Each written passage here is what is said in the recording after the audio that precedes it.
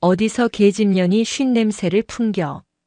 여군을 성희롱했던 오만한 투스타 장군, 그러나 그녀의 어깨에 빛나는 쓰리스타 별을 보고 군 생활이 끝장나 개박살 나버린 사이다 이야기입니다. 구독과 좋아요를 해주시면 더 좋은 사연으로 보답하겠습니다. 경기도 이천. 대한민국 육군의 심장이자 가장 강력한 창끝으로 불리는 제7기동군단 통칭 북진부대의 사령부가 자리한 곳이다.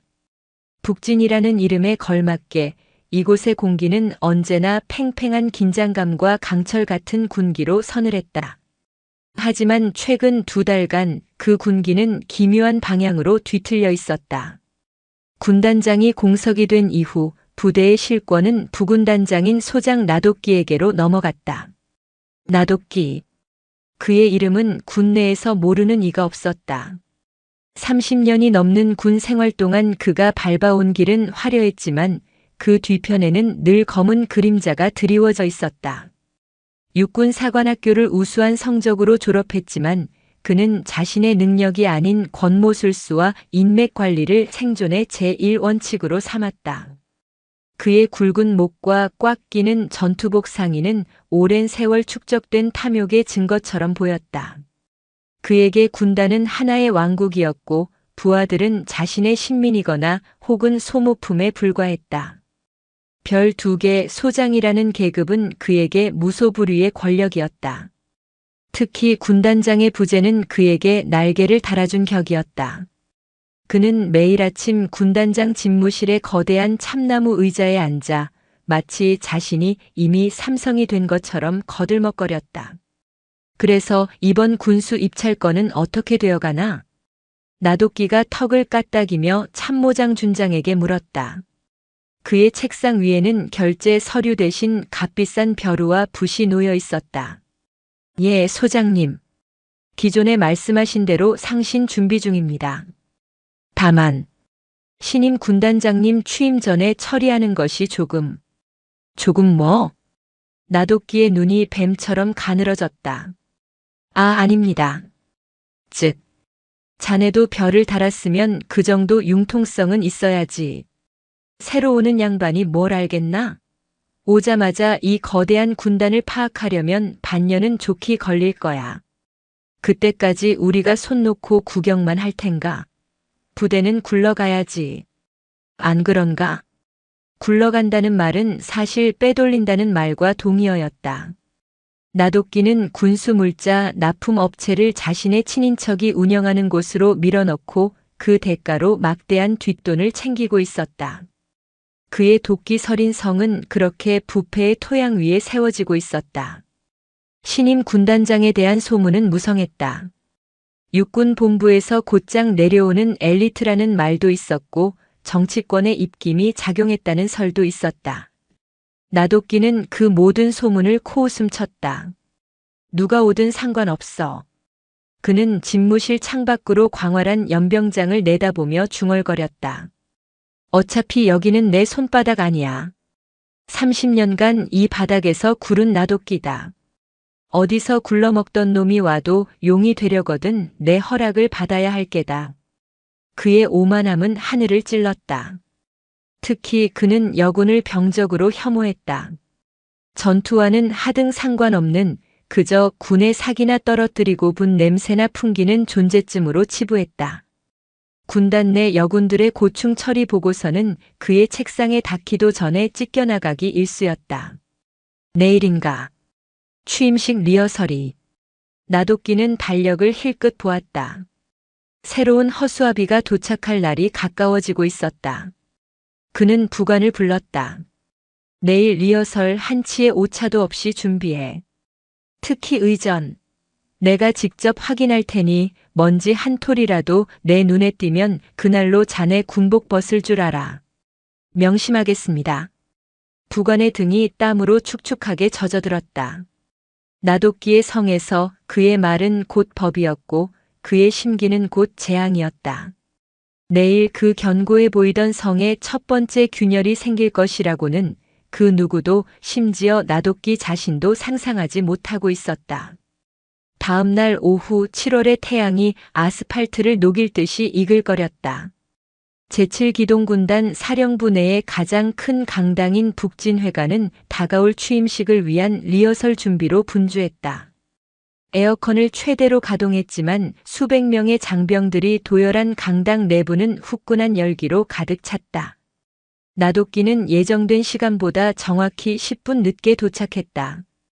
의전 담당 장교들이 사색이 되어 입구에서 그를 맞이했다. 소장님, 오셨습니까?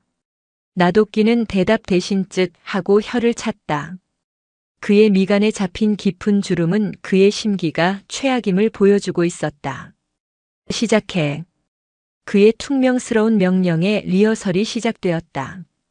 군악대의 연주가 울리고 가상의 신임 군단장이 입장하는 동선에 맞춰 의장대가 움직였다. 나도끼는 매의 눈으로 모든 것을 훑어보았다. 그는 단상의 가장 중앙 군단장의 자리가 비어 있는 것을 확인하고는 그 옆 부군단장석에 앉으려 했다. 그 순간이었다. 그의 눈이 단상 중앙에 고정되었다. 저건 뭐냐? 그의 목소리는 낮았지만 주변의 모든 소음을 집어삼킬 듯한 분노를 담고 있었다. 군단장의 자리. 내일 새로운 주인을 맞이할 그 붉은 벨벳 의자에 누군가 앉아 있었다. 심지어 여자였다. 그녀는 전투복 상의를 편하게 걸치고 있었고 계급장이나 명찰은 눈에 잘 띄지 않았다. 마치 이 모든 소란이 자신과는 상관없다는 듯 무릎 위에 펼쳐진 두꺼운 서류철을 덤덤히 넘기고 있었다. 햇빛이 강당 창문을 통해 들어와 그녀의 굳게 담은 입술과 날카로운 콧날을 비췄다. 나도끼의 머릿속에서 무언가가 끓어오르기 시작했다. 감히 어느 안전이라고 전연이 저 자리에 앉아 있단 말인가. 그는 주변의 장교들을 쏘아보았다. 저게 뭐냐고 물었다. 저도 잘 모르겠습니다. 아침부터 와서 계속 저 서류만 모른다고. 이놈의 군대가 아주 개판이군. 당장 끌어내지 않고 못들 하는 게냐? 나도끼가 육중한 몸을 이끌고 성큼성큼 단상으로 걸어 올라갔다. 그가 나무 계단을 밟는 소리가 쿵 하고 강당 전체에 울렸다. 부하 장교들은 공포에 질려 어쩔 줄 몰라 했지만 감히 그를 막아설 엄두를 내지 못했다. 그는 여자 앞에 섰다. 그림자가 서류 위로 드리워졌지만 여자는 여전히 고개를 들지 않았다. 어이. 나도끼가 불렀다. 여자는 미동도 하지 않았다. 지금 내가 너한테 말하고 있다. 여기가 어디라고 기어들어와 앉아있어. 그제야 여자가 천천히 고개를 들었다. 그녀의 눈은 놀랍도록 차분하고 깊었다. 분노도 두려움도 없는 마치 얼어붙은 호수 같은 눈동자였다. 무슨 일이십니까? 낮고 차분한 목소리. 그 목소리가 나도끼의 분노에 기름을 부었다. 무슨 일? 이 쌍년이 지금 상황 파악이 안 되나 보군. 나도끼는 이성을 잃었다. 이것은 단순한 실수가 아니었다. 자신의 왕국에서 자신의 권위에 대한 정면 도전이었다. 내년이 지금 앉아있는 그 자리가 어떤 자리인 줄 알아? 여기가 내년 같은 여군 나부랭이가 화장 고치러 들어오는 사교 클럽인 줄 아느냐고. 그의 고함 소리에 리허설은 완전히 중단되었다. 강당 안의 모든 시선이 단상 위에 집중되었다. 당장 그 더러운 궁둥이 치우고 꺼져. 내년에 그 역겨운 분 냄새가 신성한 군단장석을 더럽히고 있다고. 그는 손가락질을 하며 소리쳤다. 어느 부대 소속이야? 이름 계급대. 당장 2년 끌어내지 못해. 헌병 불러. 여기가 장난인 줄 알아? 상관 모독 명령 불복종 현행범으로 당장 체포해. 나도끼의 핏발선 눈이 여자를 향해 도끼를 뿜었다. 그는 이 여자를 본보기로 삼아 감히 자신의 권위에 도전하는 모든 것들을 짓밟아버릴 생각이었다. 여자는 천천히, 아주 천천히 서류를 덮었다. 그리고 자리에서 일어났다. 나도끼는 그녀가 겁을 먹고 사과하리라 생각했다. 하지만 여자는 그를 지나쳐 단상 중앙의 연설대로 향했다. 뭐 하는 짓이야? 바로 그 순간이었다. 리허설의 다음 순서를 알리는 쩌렁쩌렁한 방송이 스피커를 통해 터져 나왔다. 지금부터 신임 제7기동군단장 한설이 중장님의 취임사 연습이 있겠습니다. 동시에 무대 조명이 일제히 연설대를 비췄다. 여자가 편하게 걸치고 있던 전투복 상의를 벗어 의자 등받이에 걸었다. 그 안으로 빳빳하게 다려진 전투복과 어깨 위에서 찬란하게 빛나는 세 개의 별. 대한민국 육군 중장 한설이. 강당 안의 공기가 그대로 얼어붙었다. 나도끼의 시간은 정지했다. 방금 자신이 쌍년이라 불렀던 여자. 여군 나부랭이라 칭하며 궁둥이를 치우라고 명령했던 그 여자가 자신의 전투복 견장 위에 빛나는 별 3개를 똑똑히 내려다보고 있었다. 중장 한설이. 그녀가 바로 소문만 무성하던 신임 제7기동군단장이었다. 나도끼의 얼굴에서 피가 빠져나가기 시작했다. 붉게 달아올랐던 얼굴은 순식간에 백지장처럼 하얗게 변했다. 굵은 목줄기에 땀이 비오듯 흘러내렸다. 입이 바싹 마르고 혀가 굳어 아무 말도 나오지 않았다. 설마 하는 생각이 그의 머릿속을 미친 듯이 맴돌았다. 한설이 중장은 마이크를 잡지 않았다. 그녀는 연설대에서 한 걸음 물러나 얼어붙은 석상처럼 서 있는 나도끼를 향해 천천히 몸을 돌렸다. 그녀의 목소리는 마이크가 필요 없을 정도로 강당 전체를 장악했다. 그것은 고함이 아니었지만 그 어떤 고함보다도 무겁고 날카롭게 모든 이의 고막을 파고들었다. 소장 나도끼. 나도끼가 움찔하며 경례조차 잊은 채 뻣뻣하게 굳었다. 자네가 방금 쌍년이라 칭한 상관, 제7기동군단장 중장 한설이다. 그녀의 한마디 한마디는 얼음 송곳이 되어 나도끼의 심장을 꿰뚫었다. 강당 안의 수백 명 장병들은 숨조차 제대로 쉬지 못했다. 자네가 여군 나부랭이라 모독하며 역겨운 분 냄새가 난다고 했던 그 여군이 오늘부로 자네의 군단장이다. 한설이는 나도끼에게로 천천히 걸어갔다. 나도끼는 뒷걸음질 치고 싶었지만 발이 바닥에 붙어버린 듯 움직이지 않았다. 그리고 자네가 더러운 궁둥이를 치우라고 명령했던 이 자리. 그녀는 군단장의 의자를 손으로 툭 쳤다. 오늘부터는 내가 앉을 자리다. 자네는 이제 이 자리를 넘볼 자격조차 없어. 차가운 분노. 그것은 나도끼가 뿜어내던 뜨거운 도끼와는 질적으로 다른 강철 같은 분노였다. 그녀는 나도끼의 눈을 똑바로 응시했다. 자네가 30년간 군에서 배운 것이 고작 그것인가? 부하를 인격적으로 모독하고 성별로 차별하며 자신의 권력을 이용해 약자를 짓밟는 것 말이다. 군단장님, 그것이 아니오라. 저는 신원 파악이. 나도끼가 필사적으로 변명을 쥐어짜냈다. 닥쳐라. 한설이의 목소리에 서리가 내렸다. 자네는 내가 중장인 것을 몰랐기에 그런 폭언을 한 것이겠지. 그렇다면 만약 내가 계급이 낮은 여군이었다면 자네의 그 모욕은 정당화되는 것인가? 대답해라, 소장. 자네 눈에는 부하가 계급으로만 보이나? 자네보다 낮은 계급, 특히 여군은 자네가 마음대로 짓밟아도 되는 존재였나? 한설이는 강당을 둘러보았다. 공포에 질린 여군 몇몇의 얼굴이 그녀의 눈에 들어왔다. 부관. 네. 군단장님.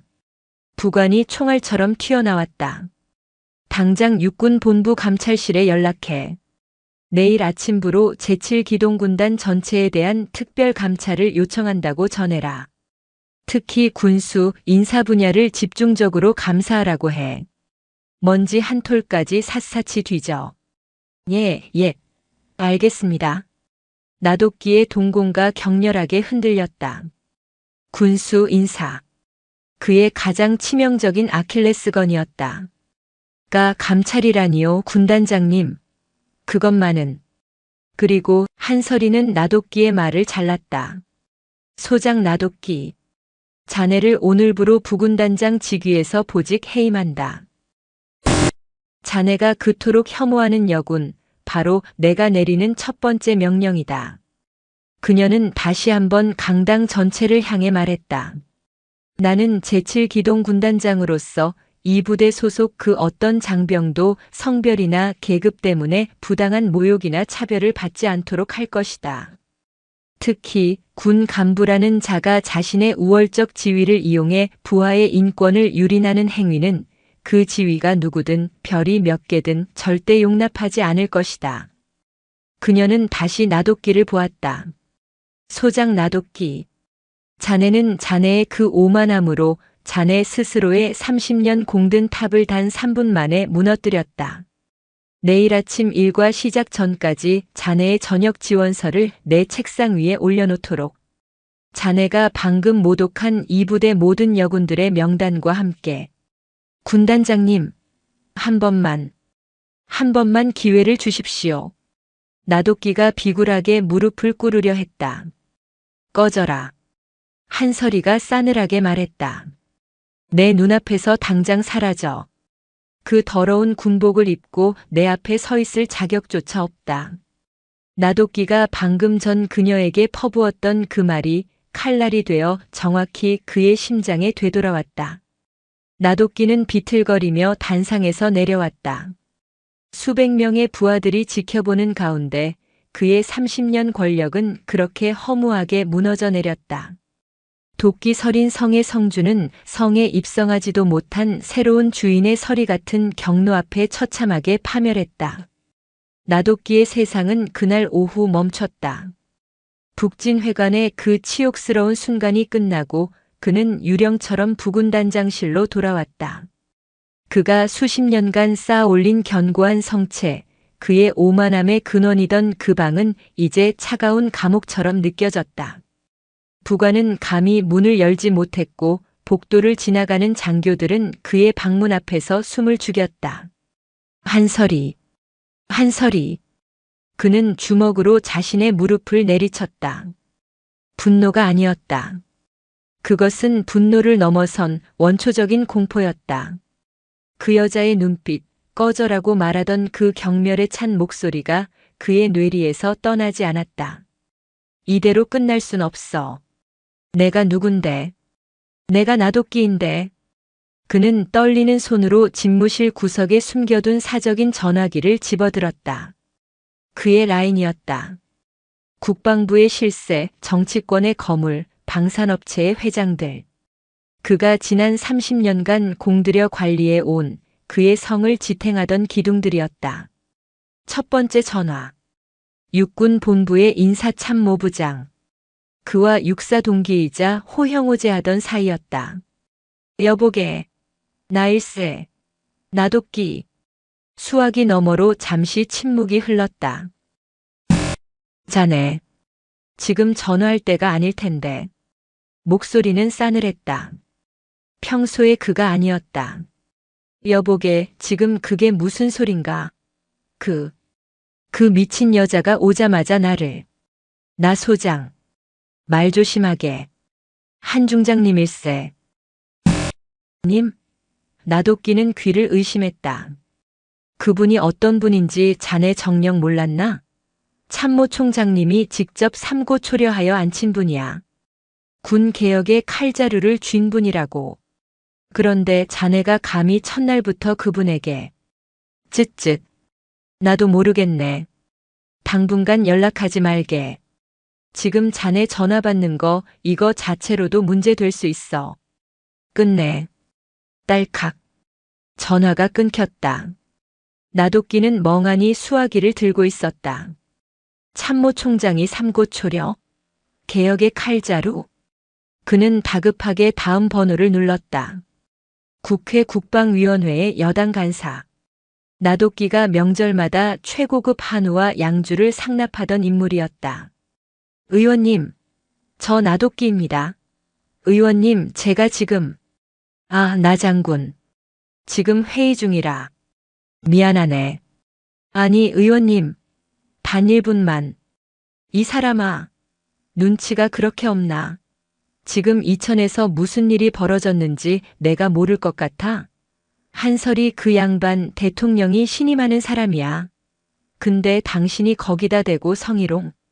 폭언? 아이고 나 장군.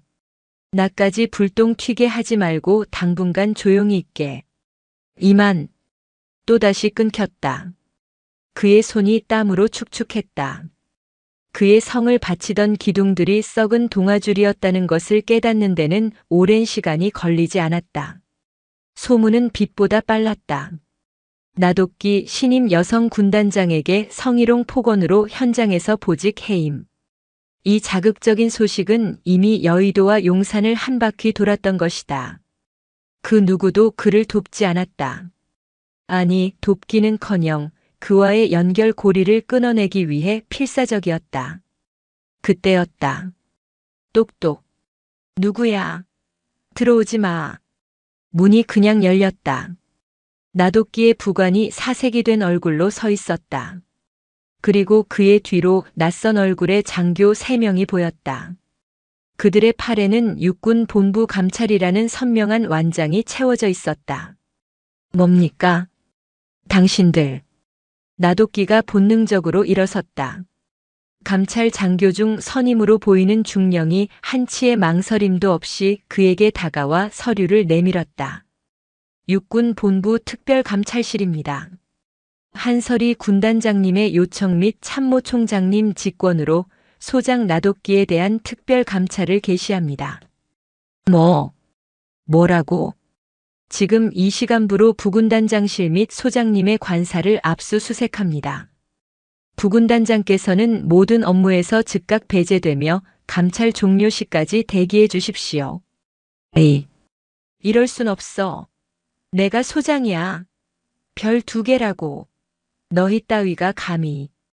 감찰 중령은 눈 하나 깜짝하지 않았다. 저항하실 경우 육군 교도대의 신병 확보를 요청할 수 있습니다. 그들은 일사불란하게 움직였다. 한 명은 나도끼의 컴퓨터 본체를 뜯어냈고 다른 한 명은 집무실의 모든 서류 캐비닛을 뒤지기 시작했다. 나도끼가 필사적으로 숨겨두었던 이중장부 방산업체와의 리베이트 계약서 초안, 인사청탁자들의 명단과 그들이 보내온 뇌물의 목록까지. 에이, 이건 함정이야. 나도끼가 소리쳤지만 아무도 듣지 않았다. 감찰관의 눈이 번뜩였다. 그가 책상 가장 깊은 서랍에서 두꺼운 봉투 하나를 발견했다. 그 안에는 이번 군수물자 입찰에 참여한 특정 업체의 이름과 나도끼의 차명 계좌번호가 적힌 메모가 들어있었다. 찾았습니다.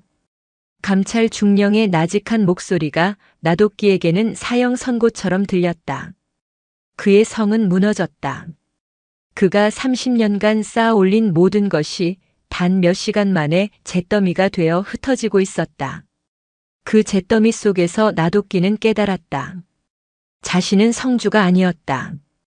그저 먼지 위에 세워진 허상에 불과했다. 이천의 밤은 나도끼에게 지옥과도 같았다. 그는 자신의 관사에서 한 발짝도 나갈 수 없었다. 감찰관들이 밤새도록 집안을 이잡듯 뒤졌고 그의 모든 통신 기록과 금융거래 내역이 본부로 전송되었다. 그가 아내와 자식들 명의로 돌려놓은 재산들까지 추적당하는 것은 시간 문제였다. 다음 날 아침, 면도도 하지 못해 푸석한 얼굴의 나도끼는 이제 완전히 주인이 바뀐 군단장실로 호출되었다. 그가 그토록 앉고 싶었던 그 거대한 참나무 의자에 한설이 중장이 앉아 있었다. 그녀는 막 전투 지휘 검열 서류를 검토하던 중이었다. 그녀의 책상 위는 나도끼의 것과는 달랐다. 값비싼 벼루나 난초 화분 따위는 없었다. 오직 군단 작전 지도와 두꺼운 서류철, 그리고 붉은색 펜 한 자루가 전부였다. 앉아라. 한설이는 서류에서 눈을 떼지 않고 말했다. 나도끼는 차마 소파에 앉지 못하고 방 한가운데에 어정쩡하게 섰다. 어제부로 감찰실에서 올라온 중간 보고서다. 한설이가 얇은 서류철 하나를 그에게 던졌다. 서류는 힘없이 바닥에 떨어졌다. 나도끼가 허둥지둥 허리를 굽혀 그것을 주었다. 군수 물자 횡령, 납품 비리, 인사청탁, 금품 수수. 한설이가 하나하나 읊을 때마다 나도끼의 어깨가 움츠러들었다. 자네가 지난 2달간 이 부대에서 빼돌린 예산만 3억이 넘어. 자네 친인척이 운영하는 유령 회사의 전투와 보급을 맡기고 기준 미달의 방한 장비를 납품받았더군. 자네 때문에 이 부대 병사들은 올겨울 발이 썩어 들어가는 전투화와 바람도 막지 못하는 외투를 입고 경계 근무를 서야 할 판이었다. 나도끼는 감히 고개를 들 수 없었다. 자네가 받은 돈으로 자네 아들은 강남에 아파트를 샀고 자네 딸은 해외 유학을 갔지. 그 돈이 병사들의 피고름이었다는 생각은 단 한 번도 해보지 않았나? 군단장님, 죽을 죄를 지었습니다. 나도끼가 그대로 무릎을 꿇었다. 그의 마지막 자존심이었다. 빌 생각 마라. 자네의 그 더러운 사과는 받을 생각 없으니까. 한설이는 자리에서 일어나 창가로 걸어갔다. 창밖으로 제7기동군단의 위용이 펼쳐져 있었다. 법대로 하지. 군사재판에 회부하겠다. 불명의 전역은 물론이고 남은 여생은 군 교도소에서 보내게 될 거다.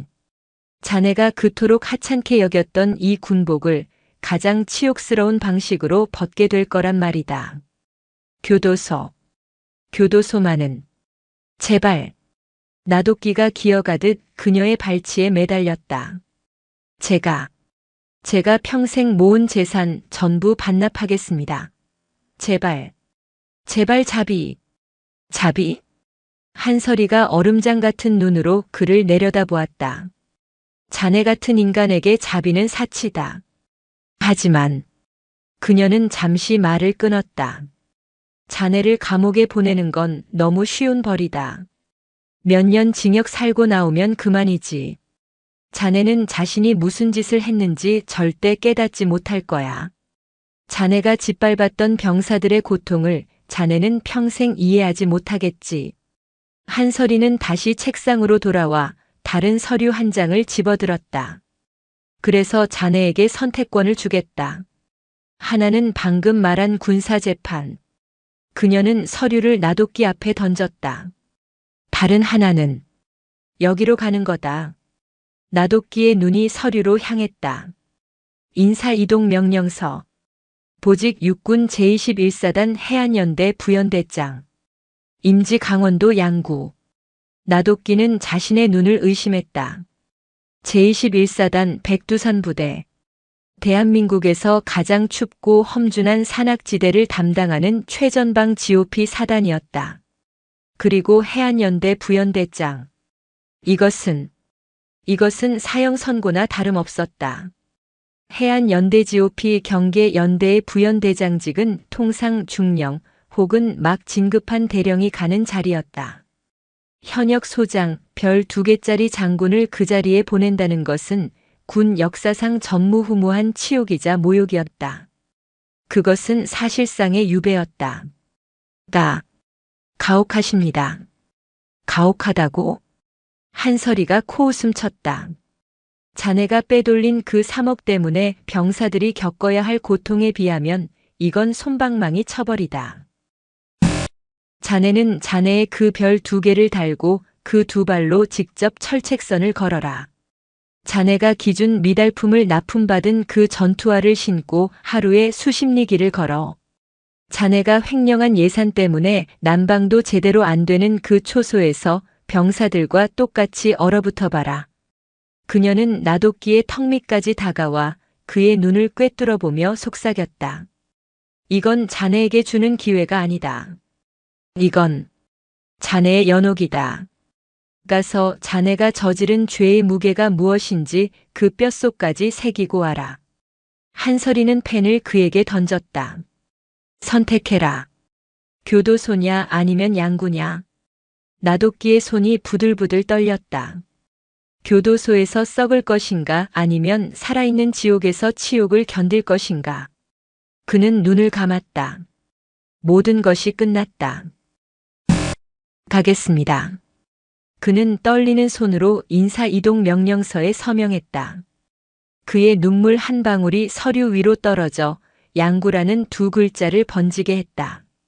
나도끼의 이천 생활은 그렇게 끝났다. 그의 짐은 단출했다. 감찰 과정에서 사치품과 부정 축제한 재산은 모두 압류되었다.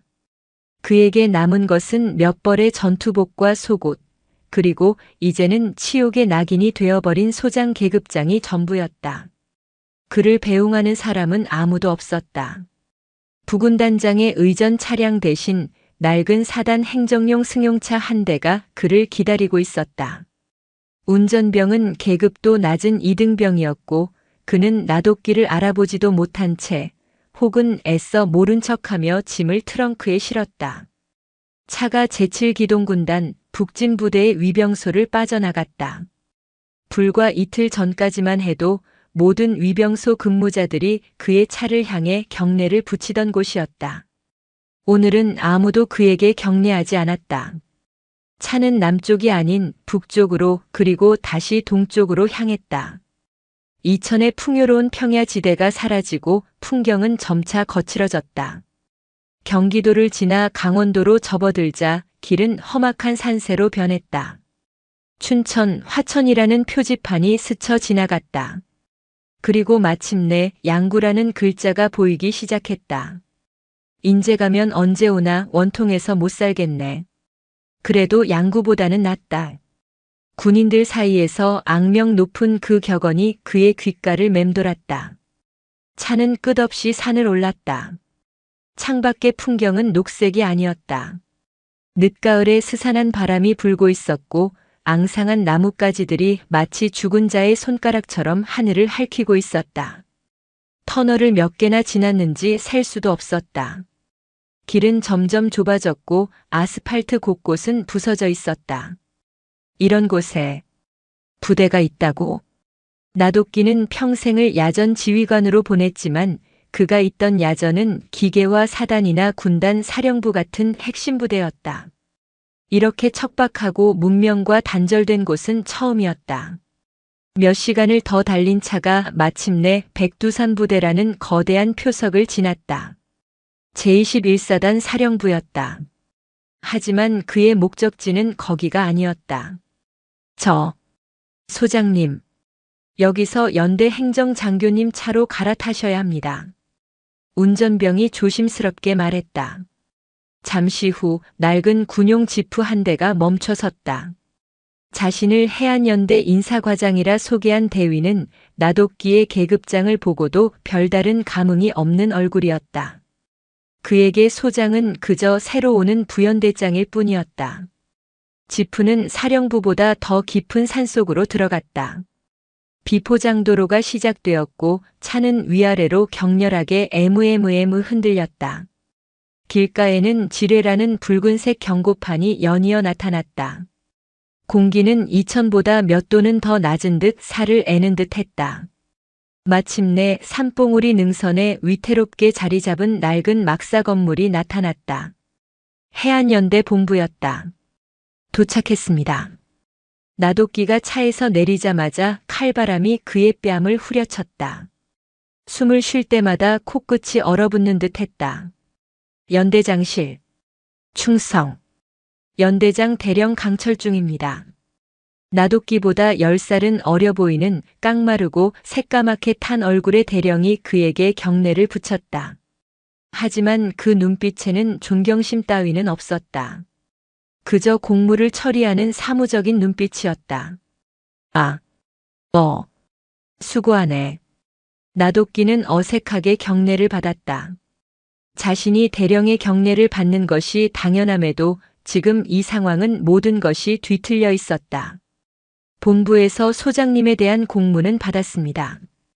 강 대령은 소장님이라는 호칭을 썼지만 그 뉘앙스는 당신이 왜 여기 왔는지 알고 있다는 뜻을 명백히 포함했다. 저희 연대는 전 전선에서 가장 험준한 산악 GOP를 담당하고 있습니다. 부연대장님의 주 임무는 연대 전 구간 철책선 도보 순찰 및 시설물 관리 감독입니다. 매일입니다. 야간 포함해서 말입니다. 그것은 명령이었다. 숙소는 본부 뒤편 독신 간부 숙소에 마련해 두었습니다. 시설이 많이 열악합니다. 양해 바랍니다. 안내를 받아간 그의 숙소는 처참했다. 시멘트 블록으로 지어진 낡은 건물, 페인트가 벗겨진 복도를 지나자 쇠로 된 문 하나가 나타났다. 방은 3평 남짓했다. 낡은 철제 침대 하나, 녹슨 관물대, 그리고 책상이 전부였다. 창문은 제대로 닫히지 않아 황소바람이 그대로 들어왔고 방 안에서는 지독한 곰팡이 냄새가 났다. 라디에이터는 있었지만 만져보니 얼음장처럼 차가웠다. 난방은 중앙통제식입니다. 밤 10시부터 새벽 4시까지만 들어옵니다. 그마저도 자주 고장나서 침낭을 덮고 주무시는 게 편할 겁니다. 인사과장이 멋쩍은 듯 말했다. 그가 떠나고 방에는 나도끼 혼자 남았다.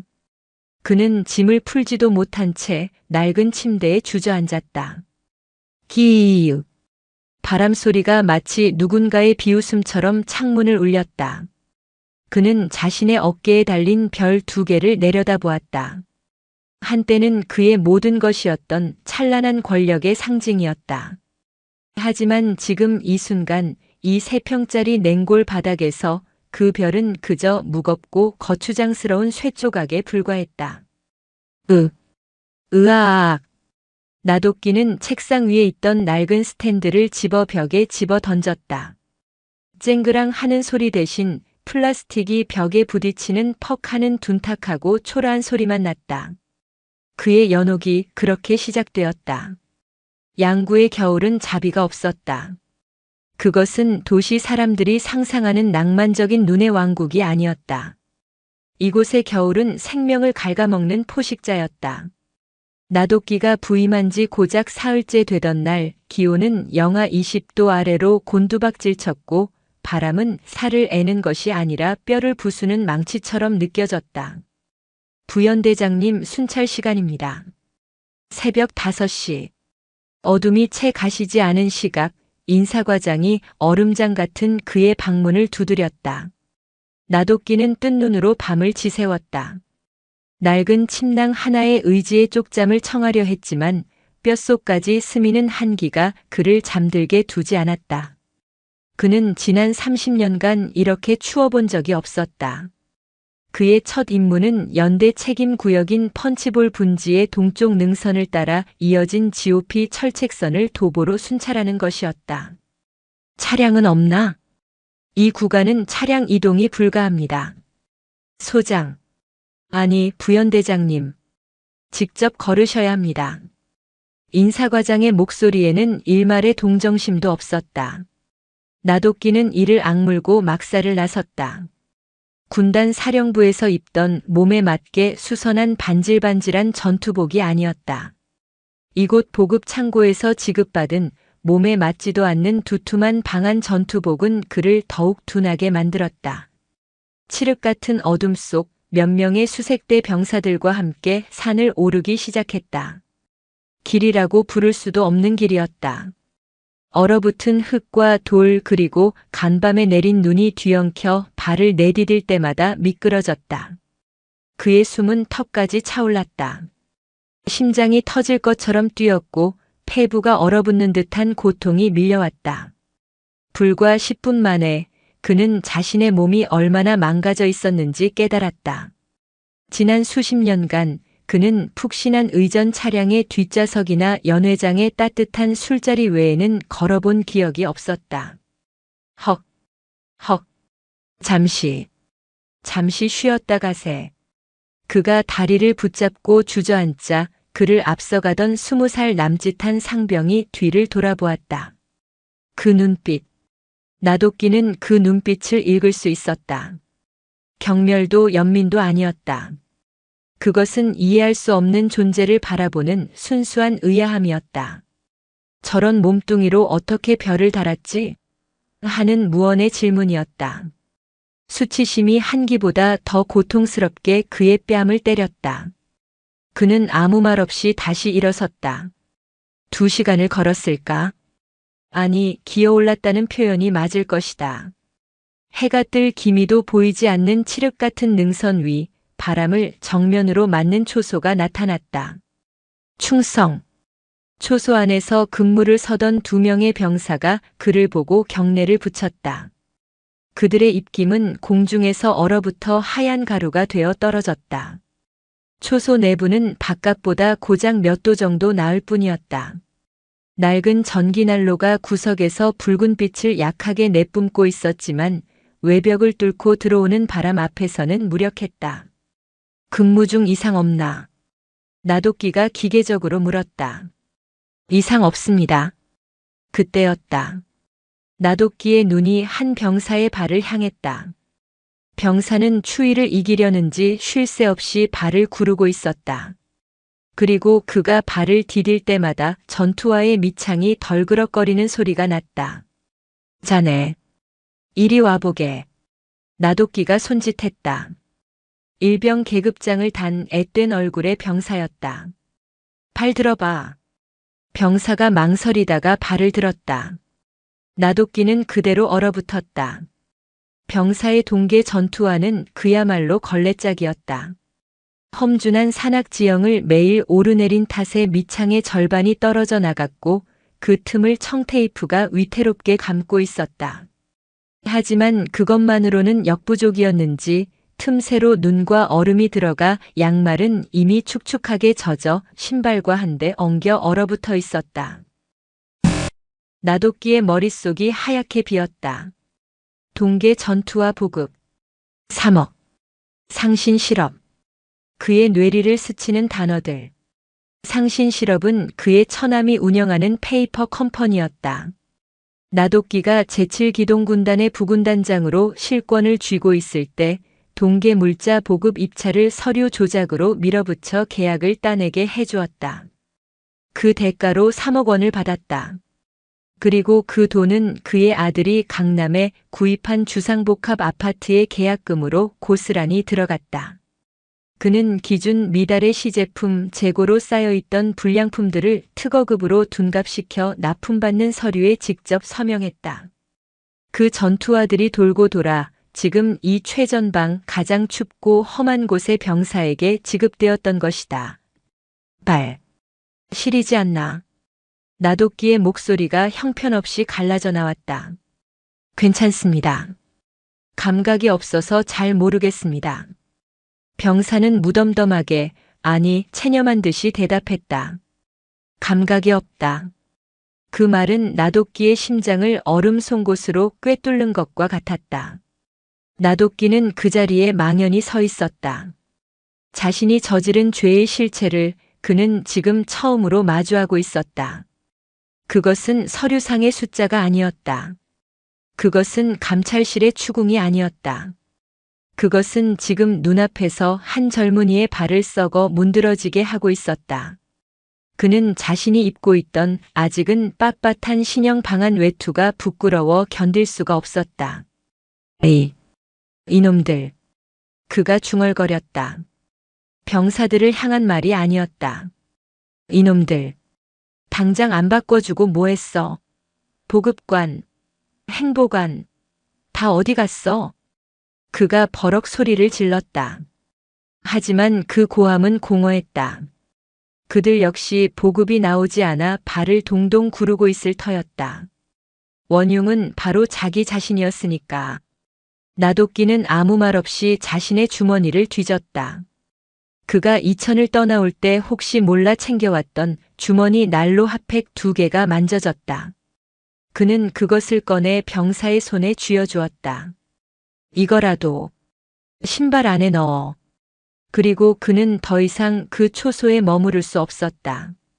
그는 도망치듯 초소를 빠져나왔다. 매서운 칼바람이 그의 뺨을 후려쳤다. 하지만 그는 추위를 느끼지 못했다. 그의 안에서 무언가 다른 것이 불타오르기 시작했다. 그것은 분노였고 그보다 더 지독한 자기 혐오였다. 그의 연옥은 그가 생각했던 것보다 훨씬 더 깊고 잔인한 곳이었다. 그는 자신이 지은 죄의 무게를, 그 얼음 십자가를 이제 막 지기 시작했다. 그의 3평짜리 냉골 숙소로 돌아온 나도끼는 짐승처럼 울부짖었다. 으아악! 그는 낡은 관물대를 주먹으로 내리쳤다. 쇠가 찌그러지는 소리와 함께 그의 손등이 찢어져 피가 흘렀다. 하지만 고통은 느껴지지 않았다. 그 병사의 감각이 없던 발, 청테이프로 감긴 그 썩어가는 전투화의 이미지가 그의 망막을 불태우고 있었다. 그가 빼돌린 3억. 그 돈이면 이 연대의 모든 병사에게 최고급 전투화를 2켤레씩 지급하고도 남을 돈이었다. 한설이. 그 여자가 옳았어. 나는 교도소에 갔어야 했어. 그는 무력감에 주저앉았다. 이곳에서 그는 할 수 있는 것이 아무것도 없었다. 공식적인 보급 라인을 요청해봤자 이미 자신이 망가뜨린 시스템은 꿈쩍도 하지 않을 터였다. 서류는 수십 단계를 거칠 것이고 빨라야 내년 봄에나 해결될 기미가 보일 것이었다. 그때였다. 그의 눈이 짐 가방 구석에 처박혀 있던 감찰관들의 눈을 피해 몰래 숨겨온 낡은 외투에 멈췄다. 그 안주머니에는 그의 진짜 전화기가 들어있었다. 그의 모든 부패와 인맥의 역사가 담긴 판도라의 상자였다. 그는 망설였다. 이 전화기를 사용하는 순간 그는 다시 과거의 나도끼로 돌아가는 것이었다. 하지만 애들 발이 얼어붙고 있다고. 나도끼는 떨리는 손으로 전화기를 꺼내 전원을 켰다. 이 산골짜기에서는 신호조차 잡히지 않을 거라 생각했지만 놀랍게도 안테나는 희미하게 2칸이 떠 있었다. 그는 주소록을 뒤졌다. 수백 개의 이름. 국회의원, 장관, 재벌 총수. 그리고 그 아래 박 사장이라는 이름이 보였다. 상신 실업. 그의 처남의 이름으로 된 바로 그 유령 회사의 바지 사장이었다. 나도끼는 심호흡을 하고 통화 버튼을 눌렀다. 신호음이 몇 번 가다가 잠결에 전화를 받은 듯한 목소리가 들려왔다. 여보세요? 나다. 나도끼. 수화기 너머로 헉하고 숨을 들이마시는 소리가 들렸다. 소장님. 아니, 이 번호는 어떻게? 지금 어디? 시끄럽다. 나도끼의 목소리는 얼음장처럼 차가웠다. 박 사장. 너 나한테 3억 꽂아줬지. 그리고 군납 계약으로 최소 10억은 더 해먹었을 테고. 소장님. 그게 무슨 말씀이? 저는 내 처남 뒤에 숨어서 내가 꿀꺽한 돈, 내가 모를 줄 알았나? 내 장부뿐만 아니라 내 놈 이중 장부까지 내가 다 가지고 있어. 지금 내 손에. 물론 거짓말이었다. 모든 장부는 감찰실에 압수당했다. 하지만 박 사장은 그 사실을 알 리가 없었다. 나도끼는 지금 도박을 하고 있었다. 자네. 지금 당장 내 말 듣지 않으면 내일 아침 육군 본부 감찰실에 자네 이름으로 된 녹취 파일이랑 장부 사본이 전부 배달될 거야. 난 어차피 끝난 몸이다. 너 하나 데리고 지옥 가는 거 일도 아니야. 원하시는 게 뭡니까? 박 사장의 목소리가 공포로 떨렸다. 당신이 납품한 그 빌어먹을 전투화. 기억나나?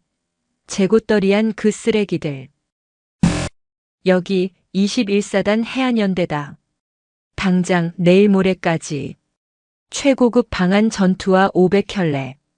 발열 내에 500벌. 핫팩 10만 개. 그리고 신형 보일러 부품 연대에서 필요한 만큼 전부. 500. 10만. 소장님, 그건 내 돈으로 보내라는 거 아니야. 내가 훔쳐간 돈으로 다시 토해내라는 거다. 나도끼가 으르렁거렸다. 이천의 나도끼는 죽었어. 하지만 양구의 나도끼는 아직 살아있다. 내 놈 목숨줄 내가 쥐고 있다는 것만 기억해. 이틀이다. 이틀 뒤 정오까지 물건이 도착하지 않으면 그땐 나도 약속 못 지켜. 그는 일방적으로 전화를 끊었다. 그는 숨을 몰아쉬었다. 손이 땀으로 흥건했다. 수십 년간 부하들을 쥐어짜고 아랫사람들을 협박할 때 쓰던 그 방식이었다. 하지만 이번에는 목적이 달랐다. 그는 멈추지 사지 않았다.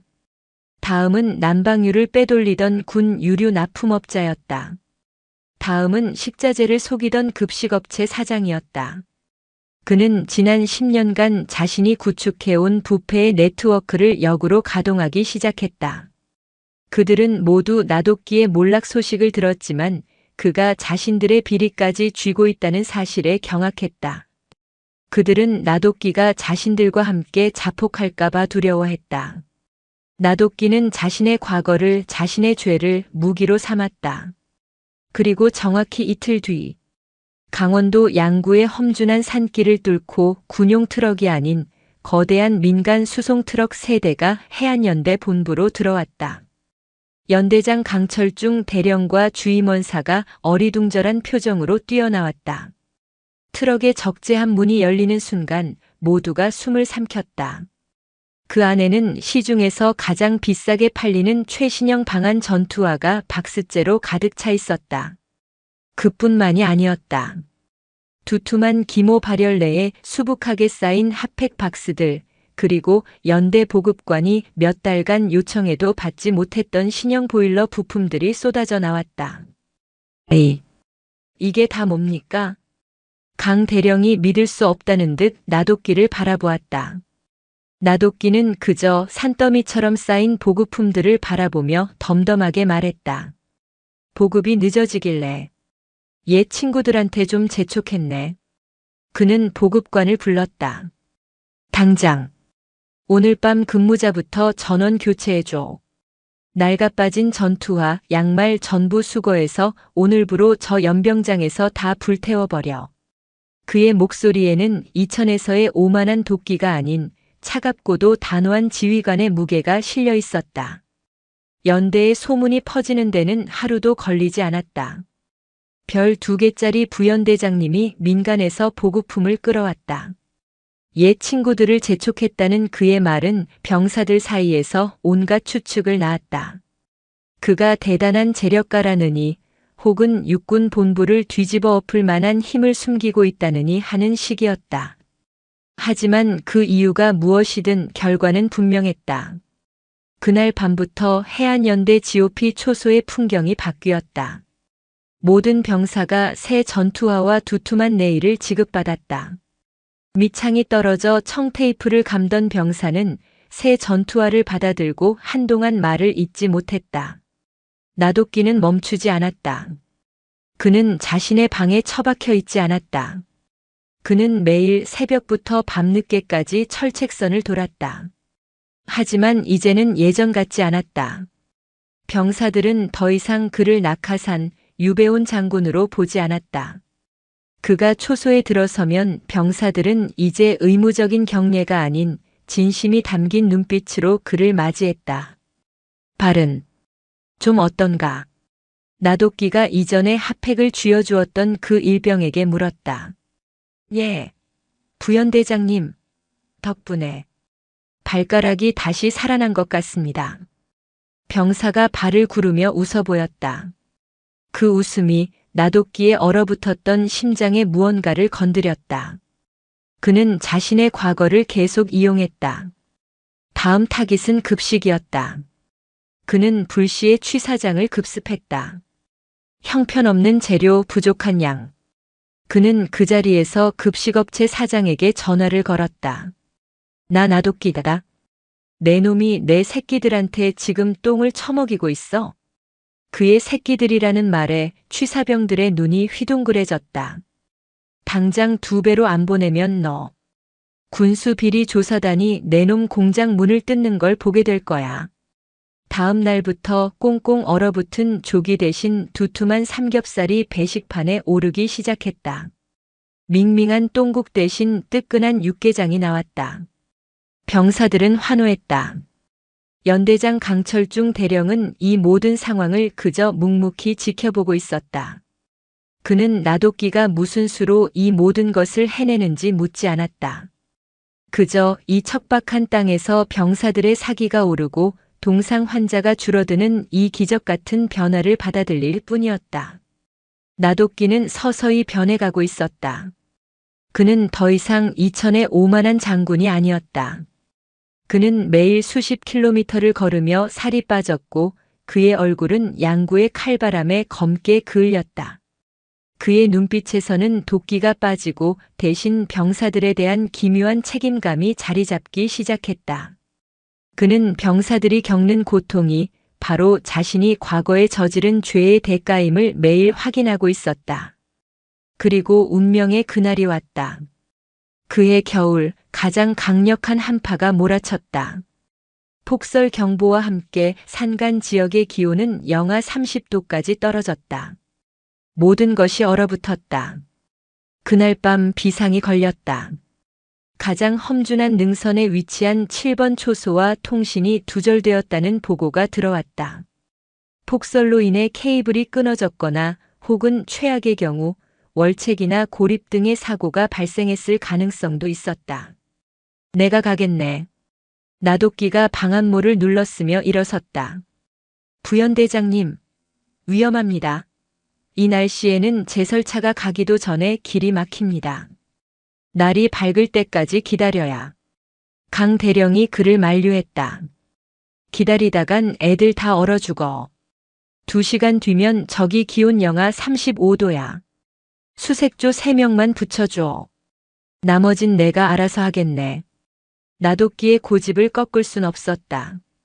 그는 3명의 수색대원과 함께 눈보라가 몰아치는 어둠 속으로 걸어 들어갔다. 길은 사라진 지 오래였다. 눈은 허리까지 차올랐고 바람은 비명처럼 울부짖었다. 한치 앞도 보이지 않는 눈보라를 뚫고 그들은 나침반과 감각의 의지의 산을 올랐다. 2시간이 넘는 사투 끝에 그들은 거대한 눈더미에 파묻힌 7번 초소를 발견했다. 이봐, 정신 차려. 안에 사람 있나? 나도끼가 얼어붙은 초소문을 걷어찼다. 문을 열자 얼음장 같은 공기가 쏟아져 나왔다. 초소 안 2명의 병사가 서로를 껴안은 채 의식을 잃어가고 있었다. 난방기구는 이미 꺼진 지 오래였고 통신기는 눈더미의 무게에 파손되어 있었다. 젠장, 의무병, 당장 상태 확인해. 이병 강태식, 의식 없습니다. 저체온증 쇼크입니다. 얘는 나도끼가 다른 병사를 확인했다. 낯이 익었다. 바로 그 전투화가 찢어졌던 그 일병이었다. 일병 박진우. 호흡이. 박일병의 상태는 더 심각했다. 그는 새 전투화를 신고 있었지만 극한의 추위는 그마저도 뚫고 들어왔다. 그의 발은 이미 감각을 잃고 딱딱하게 얼어붙어 있었다. 이러다간 발을 잘라야 합니다. 당장 후송해야. 의무병이 절박하게 외쳤다. 안 돼. 여기서 내려가다가 쇼크로 죽는다. 나도끼는 망설이지 않았다. 그는 자신의 방한 외투 지퍼를 거칠게 내렸다. 그리고 전투복 상의 단추까지 풀어 헤쳤다. 그의 맨가슴이 영하 30도의 공기에 노출되었다. 뭐 하시는 겁니까? 수색대원들이 경악했다. 나도끼는 박일병의 얼어붙은 전투화와 양말을 벗겨냈다. 시체처럼 하얗고 차가운 2발이 드러났다. 그는 망설임 없이 그 얼음장 같은 병사의 2발을 자신의 맨가슴과 배 사이에 깊숙이 품었다. 살이 타는 듯한 고통이 밀려왔다. 자신의 체온이 급격하게 떨어지는 것이 느껴졌다. 하지만 그는 이를 악물고 병사의 발을 더욱 세게 끌어안았다. 부연대장님, 이러다간 부연대장님까지 위험합니다. 시끄러워. 나도끼가 포효했다. 그는 박일병을 노려보며, 아니, 자신의 과거를 노려보며 외쳤다. 이놈아, 아파야 한다. 감각이 돌아와야 해. 내 놈 발이 아니라 내 아들 발이라고 생각할 테니. 제발, 제발 감각만 돌아와라. 그는 자신의 체온으로 병사의 얼어붙은 발을 녹이기 시작했다. 그것은 단순한 응급처치가 아니었다. 그것은 자신이 저지른 죄에 대한 가장 고통스러운 속죄의 행위였다. 수색대원들은 그 광경을 차가운 별 2개를 단 장군이 한겨울의 눈보라 속에서 자신의 맨살로 사병의 발을 녹이는 그 모습을 숨죽인 채 지켜볼 수밖에 없었다. 한편 이천의 제7기동군단 사령부 한설이 중장의 책상 위에 한 통의 비밀 보고서가 올라왔다. 발신지는 제21사단 사령부였다. 첩보보고 소장 나독기 동향. 민간업체를 통한 대규모 보급품 반입 경위 불명. GOP 초소 난방 및 급식 문제 전격 해결. 양구의 호랑이라는 별명으로 불리며 병사들의 신망을 얻고 있음. 한설이는 보고서를 읽고 미간을 좁혔다. 양구의 호랑이라. 그녀는 나독기가 벌이는 협박쇼의 전말을 어렴풋이 짐작하고 있었다. 연극인가 아니면 진심인가. 그녀는 창밖의 어두운 하늘을 바라보았다. 양구가 있는 북동쪽 하늘이었다. 조금 더 지켜보도록 하지. 눈보라는 지옥의 비명처럼 울부짖었다. 나독기가 박일병의 얼어붙은 발을 자신의 맨가슴에 품은 순간 그는 2가지를 동시에 느꼈다. 하나는 자신의 살같이 얼음 조각에 찢겨 나가는 듯한 극심한 고통이었고 다른 하나는 기묘하게도 평생 처음 느껴보는 평온함이었다. 부연대장님, 정신 차리십시오. 함께 온 수색대원이 그의 뺨을 때려가며 소리쳤다. 나독기의 눈이 서서히 감기고 있었다. 그의 체온이 급격하게 박일병에게로 옮겨가면서 정작 그 자신이 쇼크 상태에 빠져들고 있었다. 이놈. 발가락. 움직일 때까지 안 놔. 그것이 그의 마지막 말이었다. 뒤이어 도착한 제설차와 구급대는 처참하면서도 경이로운 광경을 목격했다. 별 2개를 단 소장이 자신의 전투복을 풀어 헤친 채 한겨울의 눈보라 속에서 한 사병의 발을 자신의 가슴에 꽁꽁 동여맨 채 함께 의식을 잃어가는 모습. 그들을 떼어놓으려 했을 때 나독기의 팔은 풀리지 않았고 그의 가슴 피부는 박일병의 발에 얼어붙어 있기까지 했다. 젠장, 억지로 떼어내면 피부가 찢어진다. 이대로 이송해. 그들은 사단 의무대로 긴급 후송되었다. 나독기가 눈을 뜬 것은 이틀이 지난 후였다.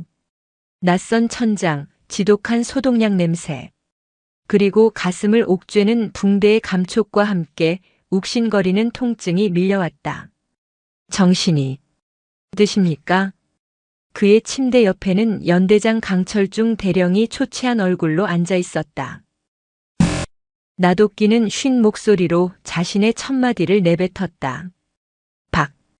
일병. 발은. 강 대령은 순간 말을 잇지 못했다. 그는 눈시울을 붉힌 채 힘겹게 입을 열었다. 살렸습니다. 부연대장님. 군의관 말로는 조금만 늦었거나 그 자리에서 그렇게 체온을 나누지 않았다면 발목을 절단해야 했을 거라고 했습니다. 지금은 회복 중입니다. 동상 흔적은 남겠지만 걷고 뛰는 데는 문제 없을 거라고 합니다. 나독기는 그 말을 듣고 다시 눈을 감았다. 그의 눈꺼풀 아래로 뜨거운 것이 흘러내렸다. 안도감인지 죄책감인지 모를 감정이었다. 부연대장님은 가슴에 심각한 동상을 입으셨습니다. 피부 조직이 괴사하여 치료에 오랜 시간이 걸릴 겁니다. 평생 흉터가 남을 거라고. 나독기는 자신의 가슴을 내려다보았다. 두꺼운 붕대 아래 불에 댄 듯한 통증이 느껴졌다. 그 흉터는 그가 훔친 3억 원과 그가 짓밟았던 병사들의 고통이 자신의 몸에 새겨진 낙인이었다. 그는 그 흉터가 차라리 고마웠다. 그의 연옥은 이제 그의 몸의 일부가 되었다. 그 사건 이후 제21사단 해안연대는 완전히 달라졌다. 나도끼의 이야기는 전설처럼 퍼져나갔다. 처음에는 그저 별난 장군, 보급품 끌어오는 호랑이 정도로 불렸던 그는 이제 살아있는 신하가 되었다. 병사들은 그를 아버지라고 부르기 시작했다. 그가 철책 순찰을 돌 때 초소의 병사들은 더 이상 경례를 위한 경례를 하지 않았다. 그들의 눈에는 얼어붙은 땅을 녹일 듯한 뜨거운 존경심이 담겨 있었다. 나도끼는 여전히 그 낡고 추운 숙소에서 지냈다. 그는 매일 똑같이 철책을 돌았고 병사들과 똑같은 밥을 먹었다. 그가 달라진 것이 있다면 말이 더 없어졌다는 것, 그리고 그의 눈이 한없이 깊어졌다는 것이었다. 그의 가슴 흉터가 아물어가던 어느 날, 겨울의 끝자락을 붙잡고 마지막 눈발이 흩날리던 날이었다. 두두두두두. 양구의 적막한 하늘을 찢는 낯선 헬리콥터 소리가 들려왔다. 연대 본부 연병장에 내려앉은 것은 검은색 도장의 육군 지휘 헬기였다. 그리고 그 헬기에서 제7기동군단의 붉은색 깃발이 먼저 모습을 드러냈다. 한설이 중장이었다. 그녀의 방문은 예고되지 않았다. 강철중 대령을 비롯한 연대 간부들이 사색이 되어 달려 나왔지만 한설이는 그들의 경례를 받는 둥 마는 둥 하며 물었다. 나 소장은 어디 있나? 지금 7번 초소구역 철책 순찰 중이십니다. 잘 됐군. 안내해라. 한설이는 지프를 타고 나도끼가 그 지옥 같은 밤을 보냈던 7번 초소로 향했다. 바람이 몰아치는 철책선 위. 나도끼는 멀리서 다가오는 지휘 차량을 덤덤히 바라보고 있었다. 그는 몇 달 만에 다시 마주한 그녀 앞에서 조금도 동요하지 않았다. 그는 그저 붕대로 감은 가슴팍을 한번 쓸어내리고는 깍듯하게 경례를 붙였다. 충성. 한설이는 한동안 말이 없었다. 그녀는 이천에서 보았던 탐욕과 오만으로 번들거리던 그 장군이 아닌 전혀 다른 사람을 보고 있었다. 앙상하게 마른 얼굴, 양구의 칼바람에 검붉게 그을린 피부, 그리고 모든 것을 체념한 듯 하면서도 무언가 단단한 심지가 박힌 그 눈빛을. 자네, 몰골이 말이 아니군. 이곳의 겨울은 누구에게나 공평합니다. 나도끼가 낮게 대답했다. 한설이는 철책을 따라 천천히 걸었다. 나도끼도 그저 말없이 그녀의 반보 뒤를 따랐다. 보고는 받았다. 한설이가 멈춰서서 북녘의 황량한 산을 바라보며 말했다. 자네가 옛 친구들을 협박해서 보급품을 뜯어낸 것도, 병사의 발을 자네 가슴에 품어 살려낸 것도, 그게 자네가 말한 속죄 방식인가? 과거의 죄를 또 다른 죄역방로 덮는 것 말이야. 나도끼는 고개를 숙이지 않았다. 그는 한설이의 옆모습을 바라보며 처음으로 자신의 속내를 털어놓았다. 군단장님, 저는 제가 저지른 죄가 단순히 돈을 훔친 것이라 생각했습니다. 하지만 이곳에 와서 깨달았습니다. 제 죄의 본질은 돈이 아니었습니다. 그의 목소리가 바람에 섞여 흩어졌다. 저는 제 부하들을, 이 나라의 아들들을 숫자로만 봤습니다. 제 별을 더 빛나게 해줄 소모품, 제 안위를 위한 방패막이로만 여겼습니다. 제가 훔친 것은 돈이 아니라 이 병사들의 목숨과 그들의 부모가 국가에 바친 신뢰였습니다. 그는 자신의 가슴팍을 움켜쥐었다.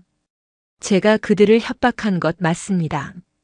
제가 만든 도구로 최소한의 해독제라도 만들고 싶었습니다. 그리고 박일병의 발을 품었을 때 저는 그 아이를 살리려 한 것이 아닙니다. 나도끼의 눈에, 그 깊은 눈에 이슬이 맺혔다. 저는 저를 살리고 싶었습니다.